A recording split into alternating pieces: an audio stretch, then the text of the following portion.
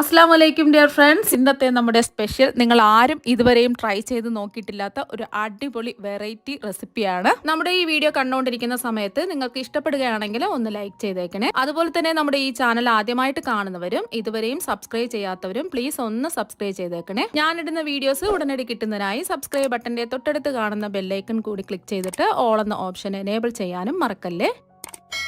ആദ്യത്തിനെതിരായിട്ട് ഞാൻ അത്യാവശ്യം വലുപ്പമുള്ള 3 നേന്ത്രപ്പഴമാണ് കഴുകി വൃത്തിയാക്കി എടുത്തിട്ടുള്ളത്. ഈ നേന്ത്രപ്പഴം എടുക്കുന്ന സമയത്ത് ഒരുപാട് പഴുത്ത കറുത്തുപോയ നേന്ത്രപ്പഴം എടുക്കരുത്, എന്നാൽ പിന്നെ ഇത് ശരിയാവില്ല. ഈ ഒരു റെസിപ്പിക്ക് വേണ്ടിയിട്ട് നല്ല പഴുത്ത നേന്ത്രപ്പഴം ആയിരിക്കണം, ഒരുപാട് അങ്ങ് പഴുത്ത് കുഴഞ്ഞു പോയ നേന്ത്രപ്പഴം ആവരുത്. ഇനി ഈ നേന്ത്രപ്പഴം നമുക്ക് 2ആയിട്ടോ 3ആയിട്ടോ ഒന്ന് കട്ട് ചെയ്തെടുക്കാം. ആ നേന്ത്രപ്പഴമൊക്കെ കട്ട് ചെയ്തെടുത്തിട്ടുണ്ട്. ഒരു നേന്ത്രപ്പഴം 3ആയിട്ടാണ് കട്ട് ചെയ്തെടുത്തിട്ടുള്ളത്. നിങ്ങൾ എടുക്കുന്ന നേന്ത്രപ്പഴം ചെറിയ നേന്ത്രപ്പഴം ആണെന്നുണ്ടെങ്കിൽ 4 നേന്ത്രപ്പഴം എടുക്കുക. എന്നിട്ട് ഇതുപോലെ ഒന്ന് കട്ട് ചെയ്തെടുക്കാം. ഇനി നേന്ത്രപ്പഴം ഒന്ന് ആവിയേറ്റ് വേവിച്ചിട്ടെടുക്കണം. നേന്ത്രപ്പഴം വേവിച്ചെടുക്കുന്നതിന് വേണ്ടിയിട്ട് ഇഡ്ഡലി ചെമ്പിൽ കുറച്ച് വെള്ളം തിളപ്പിക്കാൻ വെച്ചിട്ടുണ്ട്. അതുപോലത്തെ ഇഡ്ഡലി തട്ടുണ്ടെങ്കിൽ അതിൽ വെച്ച് കൊടുത്താലും മതി, അല്ലെങ്കിൽ സ്റ്റീമറിൻ്റെ തട്ടിൽ വെച്ച് കൊടുത്താലും മതി. പഴം കട്ട് ചെയ്തത് വെച്ച് കൊടുക്കാം. ഇനി ഇത് മൂടി വെച്ച് വേവിച്ചിട്ടെടുക്കാം. മീഡിയം ഫ്ലെയിം വെച്ച് കൊടുക്കാം.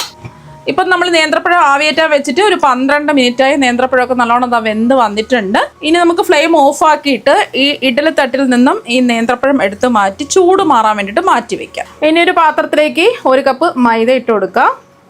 ഇനി ഇതിലേക്ക് 2 ടേബിൾ സ്പൂൺ അരിപ്പൊടി ഇട്ട് കൊടുക്കാം. ഇടിയപ്പം പത്തിരിക്കൊക്കെ എടുക്കുന്ന ഒട്ടും തരിയൊന്നുമില്ലാത്ത വറുത്ത പച്ചരിപ്പൊടിയാണ് എടുക്കേണ്ടത്. ഇനി ഇതിലേക്ക് ഒരു 2 ടേബിൾ സ്പൂൺ പഞ്ചസാര ചേർക്കാം. പിന്നെ നിങ്ങൾക്ക് മാത്രം കുറച്ച് മതി എന്നുണ്ടെങ്കിൽ 1 ടേബിൾ സ്പൂൺ പഞ്ചസാര എടുത്താൽ മതിയാവും. ഇനി ഇതിലേക്ക് ചേർത്ത് കൊടുക്കുന്നത് ഇൻസ്റ്റൻറ്റ് ഈസ്റ്റ് ആണ്. 1/2 ടീസ്പൂണാണ് ചേർത്ത് കൊടുക്കുന്നത്. ഈസ്റ്റ് എടുക്കുമ്പോൾ ഡേറ്റ് ഒക്കെ നോക്കിയിട്ട് നല്ല ഫ്രഷ് ആയിട്ടുള്ള ഈസ്റ്റ് നോക്കിയെടുക്കാം. ഇനി ഇതിലേക്ക് ആവശ്യത്തിന് വെള്ളം ഒഴിച്ചു കൊടുക്കാം. ഞാനിപ്പോൾ ചെറിയ ചൂടുള്ള വെള്ളമാണ് ഒഴിച്ചു കൊടുക്കുന്നത്. നമ്മളിതിൽ ഈസ്റ്റ് ചേർത്തത് കൊണ്ട് നമ്മൾ കയ്യിൽ പിടിക്കുമ്പോൾ ജസ്റ്റ് ഒന്ന് തൊടുന്ന സമയത്തുള്ള ചൂട്, ഒരുപാടങ്ങ് ചൂട് കൂടി പോകാൻ പാടില്ല, എന്നാൽ പിന്നെ ഈസ്റ്റ് ആക്റ്റീവായിട്ട് വരില്ല. ഞാനിപ്പോൾ ആദ്യം ഒരു 1/4 കപ്പ് വെള്ളം ഒഴിച്ചു കൊടുക്കാം. 1 കപ്പ് വെള്ളമാണ് എടുത്തിട്ടുള്ളത്. നമ്മൾ അരിപ്പൊടിയൊക്കെ ചേർത്തിട്ടുണ്ടല്ലോ, ആ അരിപ്പൊടിക്ക് അളവിനനുസരിച്ചിട്ടൊക്കെ വെള്ളത്തിൻ്റെ അളവിന് വ്യത്യാസം ഉണ്ടാവും. ദോശ മാവിൻ്റെ ആ ഒരു പരുവത്തിന് വേണം ബാറ്റർ റെഡിയാക്കി എടുക്കാൻ. ബാക്കി വെള്ളവും കൂടി ഒഴിച്ചു കൊടുക്കാം. ബാറ്റർ റെഡിയാക്കി എടുത്തിട്ടുണ്ട്. കട്ടകളൊന്നും ഇല്ലാതെ എല്ലാം ഒന്ന് യോജിപ്പിച്ചെടുത്തിട്ടുണ്ട്. എനിക്കിപ്പോൾ 250 ml കപ്പിന് 1 കപ്പ് വെള്ളത്തിൻ്റെ ആവശ്യമേ വന്നിട്ടുള്ളൂ. നമ്മൾ ഏത് കപ്പിലാണോ പൊടി അളന്നെടുക്കുന്നത് അതേ കപ്പിൻ്റെ അളവിൽ തന്നെ വെള്ളവും ഒഴിക്കുക. ഇളം ചൂടുള്ള വെള്ളം ഒഴിക്കുക. പിന്നെ ഈ ഒരു കട്ടിക്കാണ് ബാറ്റർ റെഡിയാക്കി എടുക്കുക. ഇനി കുറച്ച് സമയം മൂടി റെസ്റ്റ് ചെയ്യാൻ വേണ്ടിയിട്ട് മാറ്റി വെക്കാം.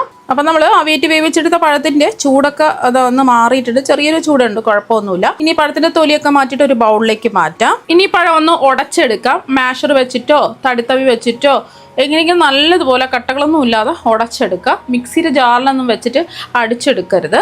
അപ്പോൾ ഉടച്ചെടുക്കേനെ. പഴം നല്ലതുപോലെ വെന്തത് കൊണ്ട് പെട്ടെന്ന് നല്ല സ്മൂത്തായിട്ട് തന്നെ ഉടച്ചെടുക്കാൻ പറ്റും. അപ്പോൾ പഴം നന്നായിട്ട് ഉടച്ചെടുത്തിട്ടുണ്ട്. ഇനി ഇതിലേക്ക് നമ്മൾ ചേർത്ത് കൊടുക്കുന്നത് 1/4 കപ്പ് അരിപ്പൊടിയാണ്. ഒട്ടും തരിയൊന്നുമില്ലാത്ത വറുത്ത പച്ചരിപ്പൊടി. ഇടിയപ്പത്തിൽ പത്തിരിക്കൊക്കെ എടുക്കുന്നത് നേരത്തെ നമ്മൾ ബാറ്റർ തയ്യാറാക്കി എടുത്ത അരിപ്പൊടി തന്നെയാണ് എടുത്തിട്ടുള്ളത്. അതുപോലെ തന്നെ ഒരു 1/4 കപ്പ് മൈദയും കൂടി ചേർത്ത് കൊടുക്കാം. പിന്നെ ഇതിലേക്ക് വേണമെങ്കിൽ മാത്രം ഒരു 2 നുള്ള ഉപ്പും കൂടി ചേർത്ത് കൊടുക്കാം. എന്നിട്ട് നന്നായിട്ട് ഒന്ന് മിക്സ് ചെയ്ത് യോജിപ്പിച്ചെടുക്കാം. ആദ്യം നമുക്ക് ഒരു സ്പാച്ചുല വെച്ചിട്ട് എല്ലാം ഒന്ന് മിക്സ് ചെയ്യുക. എന്നിട്ട് അത് കൈ വെച്ചിട്ട് എല്ലാം ഒന്ന് കുഴച്ചെടുത്താൽ മതി. എല്ലാം കൂടിയിട്ട് ഒന്ന് കൈ വെച്ചിട്ട് കുഴച്ചെടുക്കാം. നമ്മൾ ചപ്പാത്തിക്കൊക്കെ മാവ് കുഴയ്ക്കുന്ന ആ ഒരു കട്ടിക്ക് കുഴച്ചിട്ടെടുക്കുക. ആവശ്യമെങ്കിൽ അരിപ്പൊടിയോ മൈദയോ ചേർത്ത് കൊടുക്കാം. ഞാനിപ്പോൾ ചേർത്ത അരിപ്പൊടിയും മൈദയും കറക്റ്റാണ്. അത് ഇനി എല്ലാം ഒന്ന് കുഴച്ചെടുത്താൽ മാത്രം മതി. ലൂസായി പോകരുത് മാവ്. നല്ലോണം ഒന്ന് കുഴച്ചെടുക്കാം. അപ്പോൾ നന്നായിട്ട് കുഴച്ചെടുത്തിട്ടുണ്ട്. ഇത്രയും നല്ല സോഫ്റ്റ് ആയിട്ടാണ് കുഴച്ചെടുത്തിട്ടുള്ളത്. ഇതിവിടെ ഇരിക്കട്ടെ. ഇനി അടുത്തതായിട്ട് മെയിനായിട്ട് വേണ്ടത് ബീഫാണ്. ബീഫ് ഫ്രൈ ചെയ്തതും ആവാം, അല്ലാന്നുണ്ടെങ്കിൽ ബീഫ് വരട്ടിയെടുത്തതും ആവാം. ഞാനിപ്പോൾ ബീഫ് വരട്ടിയെടുത്തിട്ടാണ് എടുത്തിട്ടുള്ളത്. ഒരുപാട് എണ്ണയുടെ ഒന്നും ആവശ്യമില്ല വരട്ടിയെടുക്കുന്നതിന് വേണ്ടിയിട്ട്. അപ്പോൾ ബീഫ് ഫ്രൈ ആണെന്നുണ്ടെങ്കിൽ അതെടുക്കുക, അല്ലാന്നുണ്ടെങ്കിൽ വരട്ടിയാണെങ്കിൽ വരട്ടി ചെയ്തെടുക്കുക. ഇത് രണ്ടും ഇല്ലാന്നുണ്ടെങ്കിൽ നമ്മൾ ബീഫ് കറിയിൽ നിന്നും ബീഫിൻ്റെ കഷ്ണങ്ങൾ എടുത്തിട്ട് ചെറിയ കഷ്ണങ്ങളായിട്ട് കട്ട് ചെയ്തെടുത്താലും മതി. കുറച്ചും കൂടെ നല്ലത് ബീഫ് വരട്ടിയെടുക്കുന്നതായിരിക്കും.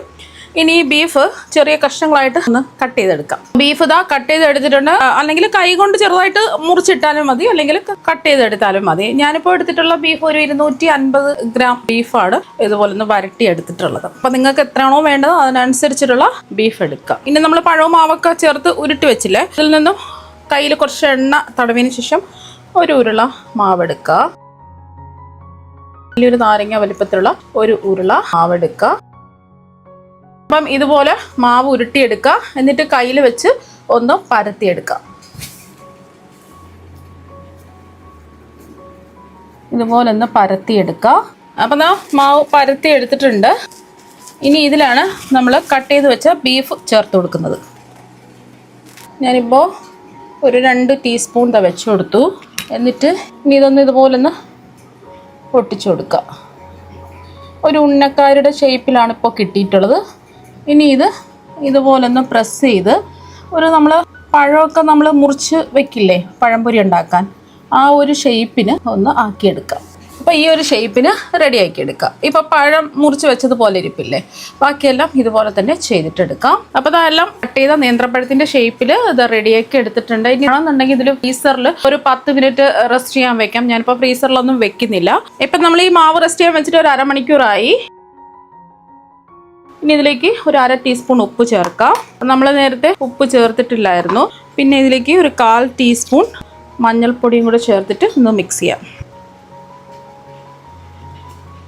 അപ്പോൾ ഒന്ന് മിക്സ് ചെയ്ത് എടുത്തിട്ടുണ്ട്. പിന്നെ നമ്മൾ ഈസ്റ്റ് ചേർത്തതുകൊണ്ട് കുറച്ച് ഏലക്കാപ്പൊടിയും കൂടെ ചേർത്ത് കൊടുക്കുകയാണ്. 1/4 ടീസ്പൂൺ ഏലക്കാപ്പൊടി ഇതിലേക്ക് ചേർത്ത് കൊടുക്കുകയാണ്. ഇത് പഞ്ചസാരയും കൂട്ടി ചേർത്ത് പൊടിച്ച് ഏലക്കാപ്പൊടിയുടെ കുറച്ച് ചേർത്ത് കൊടുത്താൽ മതി. എന്നിട്ട് ഒന്ന് മിക്സ് ചെയ്തെടുക്കുക.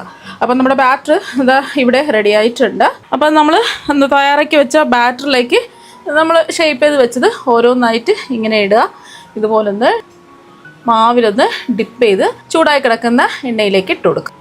ഇനി ചൂടായി കിടക്കുന്ന എണ്ണയിലേക്ക് ഓരോന്നായിട്ട് ഇട്ട് കൊടുക്കാം.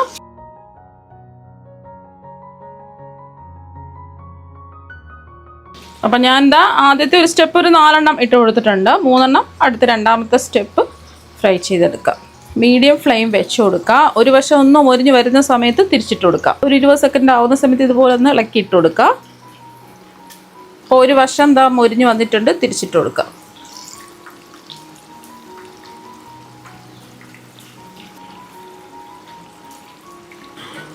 അപ്പോൾ 2 വശവും നല്ലതുപോലെ മൊരിഞ്ഞ് കളറൊക്കെ മാറി വന്നിട്ടുണ്ട്. ഇനി നമുക്കിത് എണ്ണയിൽ നിന്നങ്ങ് കോരി മാറ്റാം.